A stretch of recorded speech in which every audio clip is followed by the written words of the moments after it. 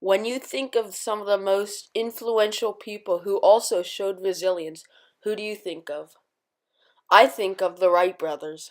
Wilbur Wright was born April 16th, 1867 in Milledgeville, Indiana, and died May 30th, 1912 in Dayton, Ohio.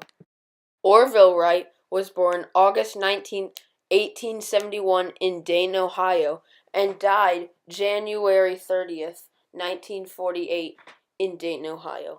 Milton Wright, their father, was born 1828 and died 1917, outliving his own son.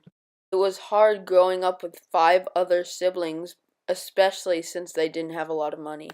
When Wilbur was 11 and Orville was 7, their father gave them a toy helicopter like this one. This inspired them to build things and create the airplane. They opened their own bicycle shop and began building bicycles.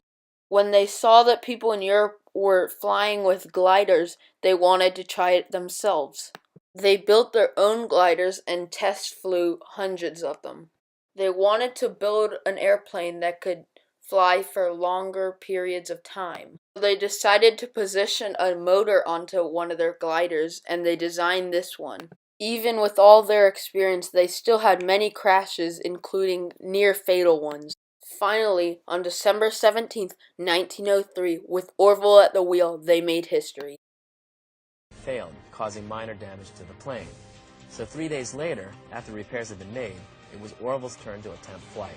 Now, as they were getting ready to launch that craft, Orville and Wilbur kind of went to one side and had a little short conversation. The witnesses said when they left, they shook hands like two people that may never see each other again. Now they come back, he gets on board that craft, lays down in that pilot position there. Now Wilbur's got to take his place out on the wing. They're ready to go. Orville releases that wire and that craft starts down the rail.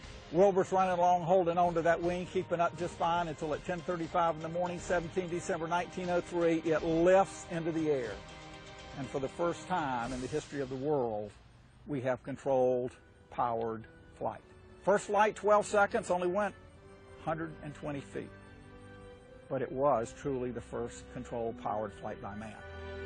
They still had critics who said the flight never even happened. So they went to France and showed people what they invented. They continued flying together until Wilbur's death in 1912.